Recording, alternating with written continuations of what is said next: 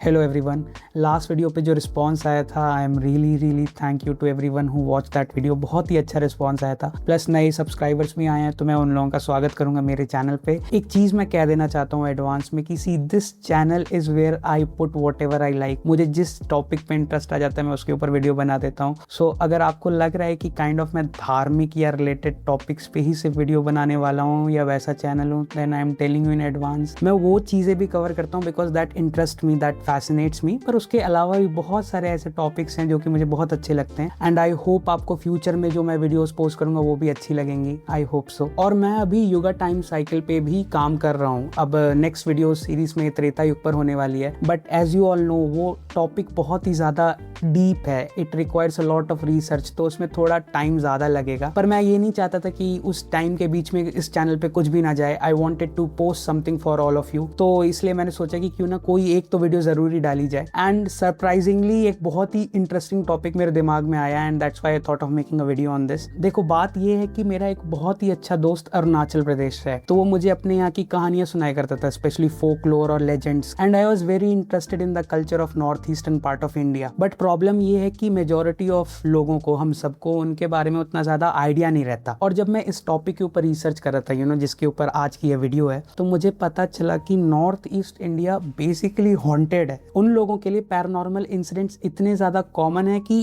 It is like a part of their daily life. वो उसके साथ जीना सीख चुके हैं। तो मैंने सोचा कि क्यों ना हम लोग north eastern part of India जो है हमारा, उसके फोकलोर और क्रीचर्स के बारे में हम लोग कवर करें इस वीडियो में, ताकि rest of India too can know how much diverse and interesting their whole legend is. North east की वादियों में बहुत सारे राज, बहुत सारे mysterious encounters, strange entities, anomalies, पता नहीं क्या क्या छुपी हुई है जिसके बारे में मेनलैंड इंडिया जानता ही नहीं है। So in this video we will be talking about that. So this is the first episode of paranormal catalogue and as always thanks for watching.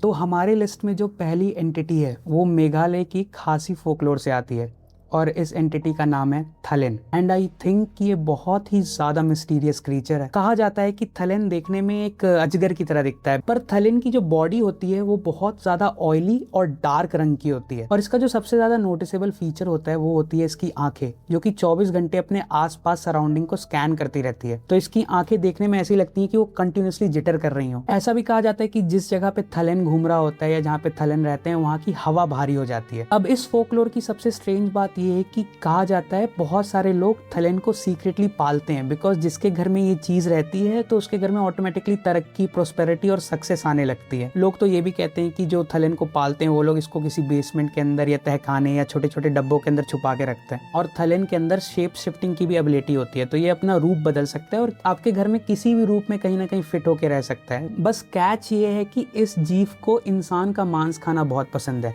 तो जो भी लोग इसको सीक्रेटली पालते हैं उसको महीने या साल में एक बार उन्हें छुप के इसको इंसान का मांस खिलाना होता है। और ऐसा भी कहा जाता है कि अगर इसको ढंग से पाला नहीं जाए, इसको ढंग से खाना पीना नहीं दिया जाए, तो ये अपने मालिक के ऊपर ही नेगेटिव इन्फ्लुएंस पैदा करने लगता है। हो सकता है कि सडनली आपको कोई अजीब सी बीमारी हो जाए, हो सकता है सडन आपका एक्सीडेंट हो जाए, आपके साथ बैड लक होने लगे। और धीरे धीरे करके ये होता है कि जिस परिवार में थलेन पल रहा होता है उस परिवार का पूरा माइंडसेट बस इसको पालने पे शिफ्ट हो जाता है। तो वो लोग सिर्फ पैसे कमाते हैं पर उस पैसे का कोई काम नहीं हो पाता, because their whole focus is shifted upon this entity. And there is this curious thing कि मेघालय में अचानक से कोई अगर सक्सेसफुल होने लगता है, खासकर खासी लोगों के बीच में, तो दे से कि ये आदमी कहीं ना कहीं थलेन पाल रहा है। तो it's their way of explaining unreasonable और sudden success. Now let us talk about the second entity, जो कि असम के फोकलोर से आता है और इसका नाम होता है बाक। अब देखो, बाक का कोई भी फिजिकल फॉर्म नहीं होता, it does not exist in our dimension. ये इस्लाम में जैसे जिन होते हैं उसी टाइप का एक एंटिटी है। आप बस इसकी प्रेजेंस को फील कर सकते हो। फॉर एग्जाम्पल, आप कहीं पे बैठे हुए हो और अचानक से आपके पास से ठंडी हवा गुजरे,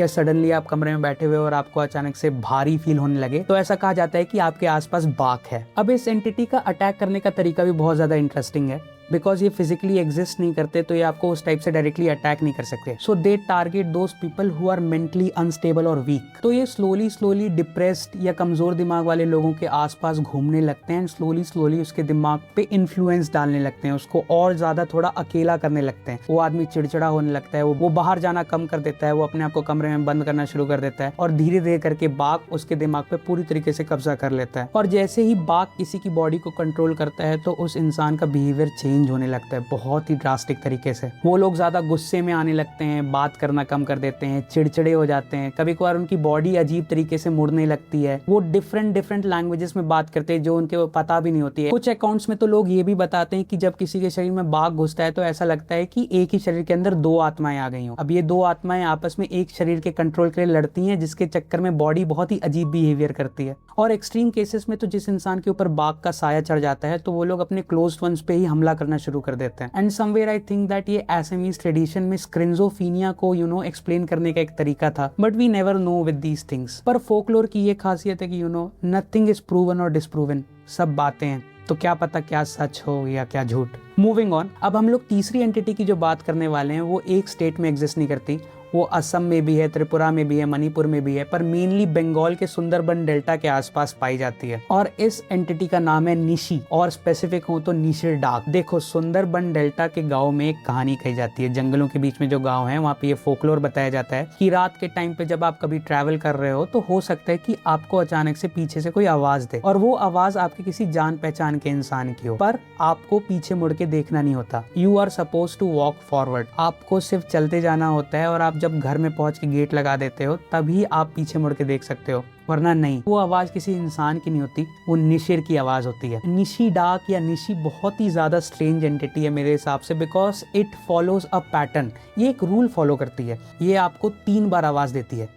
पहली बार ये आपको नॉर्मली बुलाती है, दूसरी बार जब ये आपको बुलाती है तो ये आपके किसी जान पहचान के इंसान की आवाज पकड़ लेती है। सो यू थिंक दैट कोई तो ये मेरा अपना ही बुला रहा है, और अगर आप इसको दूसरी बार भी इग्नोर कर देते हो तो ये उस इंसान की आवाज में कुछ ऐसी बातें बोलती है जो कि सिर्फ आपको और उस इंसान को पता हो। अब अगर आप तीसरी बार भी नहीं मुड़ते हो तो कॉन्ग्रेचुलेशंस, ये आपको अटैक नहीं करेगी, ये चली जाती है कहीं दूसरा शिकार करने। अब जस्ट इन केस ऐसा कहा जाता है, see there is no proof of these things, बहुत सारी ऐसी रैंडमली बॉडीज मिलती है सुंदरबन डेल्टा में जिसका बहुत ही बुरा हाल हुआ होता है, बट समटाइम्स पीपल से कि शायद इसके पीछे निशिर का हाथ है। अब देखो, इस एंटिटी की नेचर की वजह से नोबडी हैज सीन इट, किसी ने इसको देखा नहीं है तो इसका कोई फिजिकल डिस्क्रिप्शन एग्जिस्ट नहीं करता। आप इसको बस ऐसा समझ सकते हो कि ये सुनसान रात की वो आवाज है जिसको आपको हर सिचुएशन में इग्नोर करना है। Our next entity comes from Manipur, और इसका नाम है लाई नूरा। मणिपुर के फोकलोर में लाई नूरा एक फीमेल स्पिरिट है, पर इसका नेचर बहुत ही ज्यादा अजीब होता है क्योंकि ये डायरेक्टली अटैक नहीं करती। ये मोस्टली वाटर बेस्ड एरियाज में पाई जाती है, जैसे नदी के किनारे, तालाब या पोखरों के किनारों में ये दिखती है। और ऐसा कहा जाता है कि ये हर किसी के ऊपर टारगेट नहीं करती, ये स्पेशली कुछ लोगों को चुनती है हॉन्ट करने के लिए, और जिस भी इंसान को ये टारगेट करती है तो ये स्लोली उनके सपनों में आना शुरू कर देती है, उन्हें कहीं ना कहीं इन्फ्लुएंस करने लगती है, सिर्फ उन्हीं को दिखती है। ऐसा कहा जाता है कि जिस इंसान के दिमाग पे लाई नूरा कब्जा कर लेती है तो फिर वो अपने आप को समाज से छोड़ के कहीं दूर जंगलों में ही चले जाता है। अब नेक्स्ट बात करते हैं नागालैंड की वॉन्डरिंग स्पिरिट्स के बारे में। ऐसा कहा जाता है कि नागालैंड के जंगलों में जो गाँव बसे हैं उनके बॉर्डर्स पे उनके पुरखों की आत्मा आज भी घूमती है। अब किसी न किसी वजह से वो आत्मा आफ्टर लाइफ में नहीं जा पाती, और ना ही वो अपने गांव की बाउंड्रीज को क्रॉस कर पाती है, और इस चक्कर में वो उस गांव के आसपास जो सराउंडिंग जंगल्स होता है उनके अंदर घूमती रहती हैं। और जब भी कोई इन जंगलों में खो जाता है तो इन्हीं आत्माओं को उसका रीजन बताया जाता है। हमारी जो नेक्स्ट एंटिटी है वो मिजोरम के फोकलोर से आती है, और उसका नाम है रमुआई,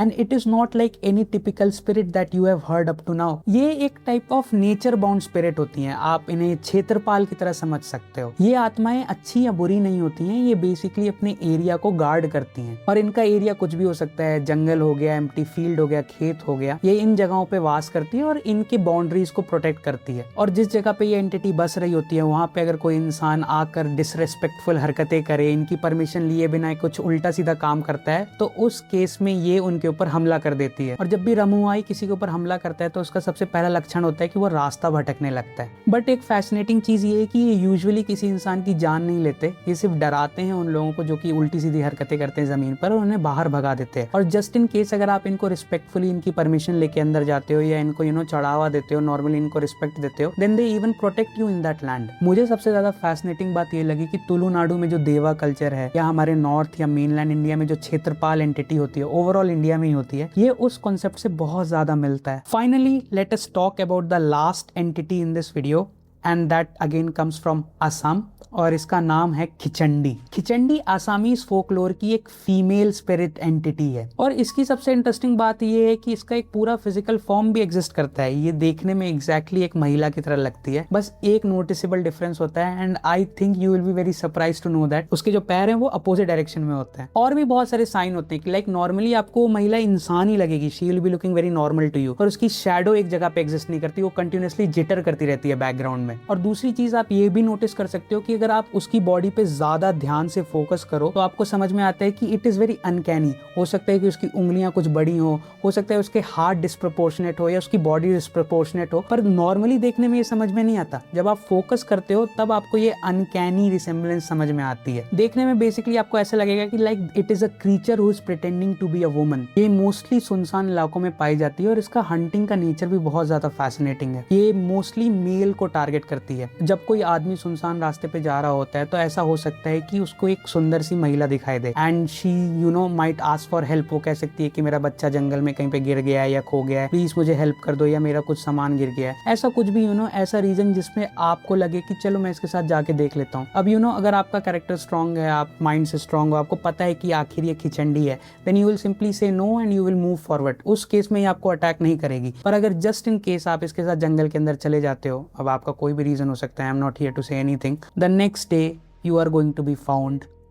तो बहुत बार ऐसा होता है कि असम के जंगलों में जब बॉडीज मिलती हैं तो लोग कहते हैं कि इसके पीछे खिचंडी का हाथ है। तो यस, अगर आप सपोज अपने नाना नानी के घर असम में जाओ और आप अचानक से आपको सुनसान रास्ते में कोई लड़की दिखे और आप उसकी हेल्प करने चल तो दो, but at the end of the day when you look at her feet और आपको रियलाइज होता है कि उसकी टांग उल्टे है, तो ये बात याद रखना कि आपने ये वीडियो देखी थी। And with that we have reached to the end of our topic. हमारा टॉपिक आज यहीं पे खत्म होता है एंड आई ऑनेस्टली थिंक कि इन टॉपिक्स के ऊपर, पैरानॉर्मल लेजेंड्स और मिथ्स के ऊपर बहुत सारी वीडियोस बन सकती हैं और क्या पता फ्यूचर में मैं इन्हें कवर भी करूं। पर छोड़ो, फ्यूचर की बात फ्यूचर में सोचेंगे। आई होप आपको ये वीडियो अच्छी लगी हो और अगर आप अभी तक एंड तक इस वीडियो को देख रहे हो then thank you so much. और हाँ, एक और चीज, actually thank you to Sarita for giving me suggestion in the last video. मैं इस वीडियो के भी डिस्क्रिप्शन में बहुत सारे रेफरेंस आर्टिकल्स डाल दूंगा जो कि इन फोकलोर और एंटिटी से रिलेटेड होगी, तो आप अपने फ्री टाइम में उन्हें भी पढ़ सकते हो। And yes, once again thanks for watching. मिलते हैं नेक्स्ट वीडियो में, तब तक के लिए ब्लॉकबस्टर।